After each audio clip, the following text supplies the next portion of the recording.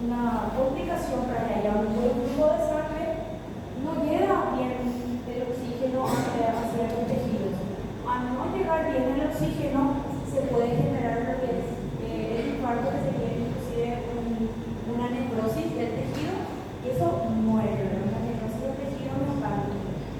Y como dice ahí, por lo general, inicia en la edad adulta temprana, o sea, esta edad más o menos ya comienza el problema y va evolucionando. Es de lenta progresión, no es algo de inicio. Y como dice ahí, se hace ejercicio, hay estrés, se come demasiado, inclusive a veces con el frío también se puede manifestar. ¿Y cuál es la ley clave? Que como dice ahí, proceso silencioso, que a la larga va generando manifestaciones clínicas. Cuando nosotros constatamos esto, mediante exámenes laboratoriales, con nuestros chequeos, cuando hay colesterol elevado, cuando hay glicemia elevado, que son de repente lo que a nosotros nos hace estar un poco en alerta y poder realizar un correcto tratamiento para evitar otras patologías. Sí. Una vez que el caso Sí. ¿cómo se puede sacar? Por lo general se realiza un procedimiento de bypass si es que eso no está muy ocurrido. Si es que eso no está demasiado ocurrido, se suele hacer si es que está comenzando recién. Por eso el tema del colesterol triglicéridos es que se hace tratamiento con anticoagulantes, ¿verdad? Comunicación se saca todo. Generalmente si es que eso ya está ocurriendo, se hace un repaso de bypass. No le expliqué demasiado porque ya es algo más complejo.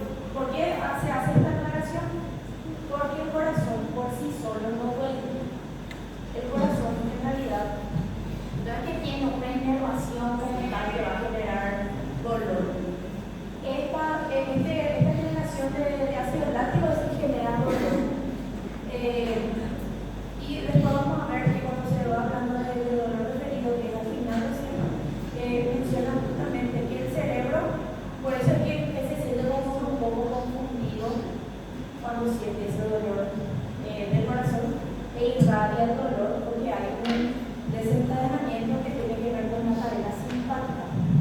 Acuérdense que por nuestro nivel de dolor tenemos la cadena simpática abierta, ¿verdad? Y esa es la que se activa y genera un dolor irradiado por el segmento medular que se correlaciona. Entonces eso es lo que se siente en el dolor referido. Pero en el corazón como tal normalmente no duele. O sea que si es que te está doliendo es porque hay que tener en cuenta que hay algo. Eso. Y como dice, ¿qué es el tema de la angina del pecho? La angina del pecho pasa con el reposo. En cambio, el infarto no pasa con el reposo, esa sensación de dolor en comparación a la angina que se pudo desencadenar porque se hizo un ejercicio un poco pesado que ya le forzó al paciente, caminó de más, o se fue a la cabeza, comenzó a hacer la cabecilla, comenzó a hacer gimnasio y ya le forzó. O por ejemplo, exposición al frío también puede generar una angina del pecho. Y el estrés emocional. Acuérdense que el estrés emocional es desencadenante de múltiples patologías. Entonces, generalmente se pide para hacer una disminución de esa carga de estrés por eso. Pero es algo complicado porque no siempre se puede. Y esto generalmente se trata simplemente con una nitroglicerina sublingual y después ya bien para el paciente. Y ahí por eso es que hace la diferenciación. El infarto no se ve con el reposo, en cambio la angina sí. Y también se pide modificar el estilo de vida. Siempre van a escuchar que con lo que refiere al corazón, siempre se pide una modificación del estilo de vida, la disminución de sal y demás. Bueno, y acá hay una pequeña comparación que les hice de que la esclerosis puede llevar a una angina del pecho y la angina del pecho, si no se trata de ahora, puede llevar a un infarto. Entonces, que le hicieron unos pequeños desglosados de cada uno para tener así como para el repaso. Entonces, ¿qué es la esclerosis? ¿Depósito de qué? De grasa. Y eso va a la larga, va a ser un progresivo que va taponando eso. Después que tenemos, ¿qué es la angina del pecho? Es también ese dolor opresivo, pero que no genera un daño irreversible, es algo transitorio, ¿verdad? Como dicen, no hay necrosis, eso es lo importante, no hay necrosis. Con el infarto ¿qué es? Ya hay una necrosis irreversible, que lo que a nosotros nos interesa también en la anatomía es que puede haber oclusión de estas arterias en mayor frecuencia. Y el dolor es prolongado, dura más de 20 minutos de esa sensación de dolor en el paciente. No es algo momentáneo. Por eso es que realmente eso ayuda a diferenciar un dolor de un paciente que a veces por el dedo, por gases, siente pequeñas molestias y es algo que un ratito nomás y después pasa. En cambio de calor, se cronifica, tiene mayor tiempo, entonces eso es lo que duele al paciente más de media hora. Y acá la electrocardiografía, ¿verdad?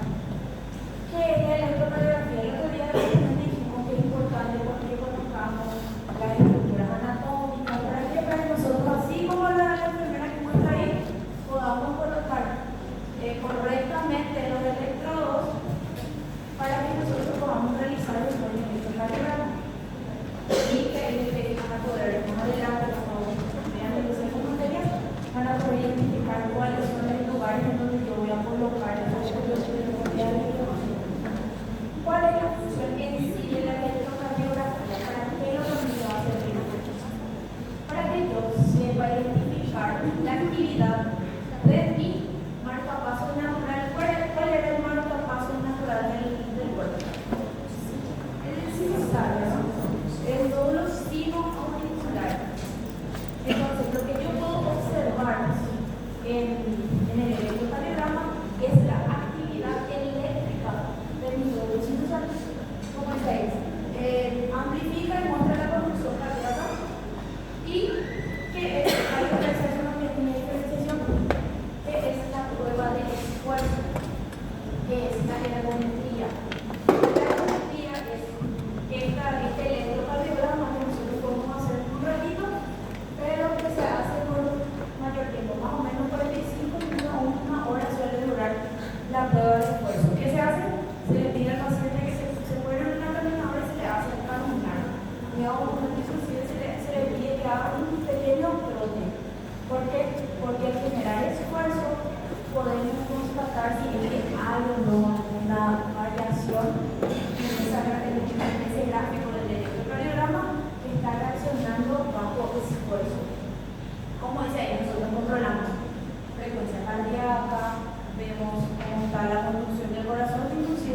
la presión si es que hay una variación. Eso nos ayuda a ver en la prueba de esfuerzo, en la evidencia. Entonces, como dice ahí, ¿para qué entonces me va a servir el electrocardiograma y demás? ¿Para qué me va a servir? Sí, para prevención, excelente. También, no solo para prevención, también va a servir para detectar el electro, no la prueba de esfuerzo, el electrocardiograma, por ejemplo. Sé que mi paciente ya está infartando, yo voy a poder ver en el electrocardiograma, voy a ver que hay, por ejemplo, una elevación de una de las de una parte de una onda, por ejemplo, una elevación del segmento de ese tipo, voy a poder constatar en el electrocardiograma, la elevación de la onda también yo voy a poder ver una depresión. No aparece. ¿Cómo? Às vezes não aparece.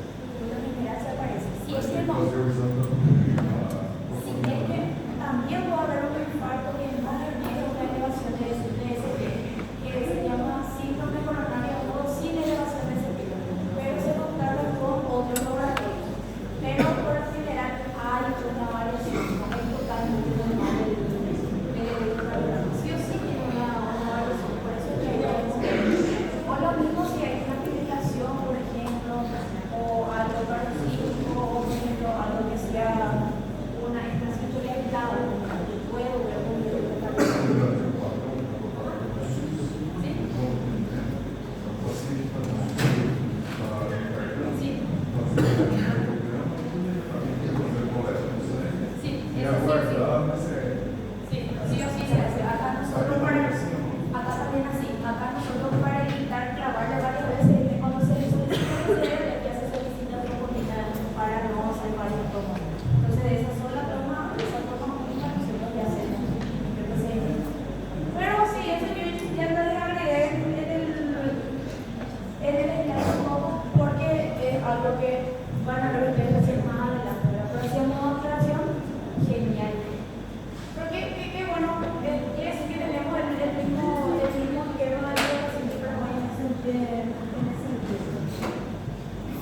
Y acá está lo de arritmias cardíacas. No vamos a detenernos en esto en demasía de qué es lo que es cuáles son las arritmias, porque son múltiples y no les quiero agarrar más porque nosotros hay otras cosas que sí nos interesan más, como les digo, tenemos también para regresar todo el contenido. Entonces, hacia modo de recordatorio, cuando hay un problema en la conducción, cuando hay un problema en el sistema de conducción que está fallando el módulo sinusal, es que puede, por ejemplo, haber una fibrilación auricular.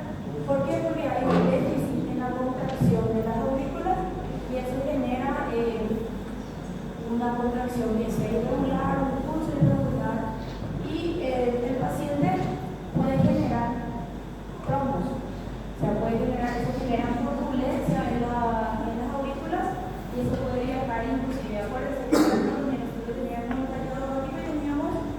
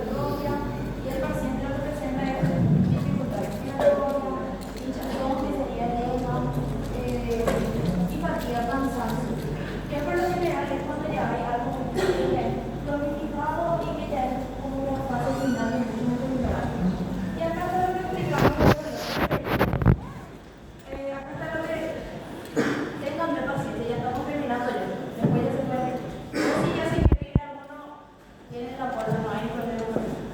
El dolor preferido, ¿cuál es el problema?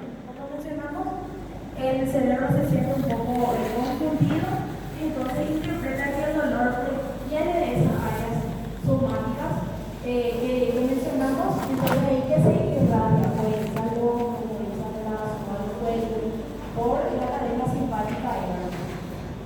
Y como dijimos ya hace rato, lo del tema del ácido láctico, eso es realmente a las terminaciones nerviosas para que acá tenemos un pequeño caso que ya después del texto libre. Por ejemplo, si tenemos un paciente de 45 años obeso que tiene una presión que es persistente de 160 100 y se le hace un control unitario, o sea, nosotros le hacemos una atención primaria, le hacemos un control y mantiene esa presión. ¿Cuál va a ser los riesgos más futuros si es que no se trata? Puede generar un infarto, ¿verdad? Entonces puede generar un infarto, que se puede generar una hipertrofia, una insuficiencia cardíaca, a lo largo puede generar una CP, puede generar una nefropatía, retinopatía hipertensiva, la parte ocular, como se suele mencionar. Entonces, ¿cómo vamos a mejorar esto?